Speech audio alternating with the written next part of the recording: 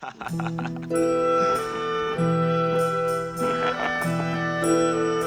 gods do you pray to? I pray to the four winds. And you? To Brahm?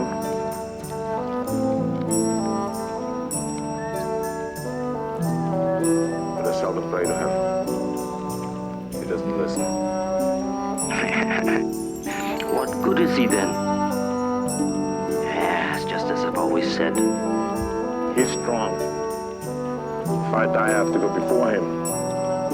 He will ask me, what is the riddle of steel? If I don't know it, he will cast me out of Valhalla and laugh at me. That's Brahm. Strong on his mountain. Yeah, my God is greater. Brahm laughs at your four winds. Laughs from his mountain. My God is stronger. He is the everlasting sky.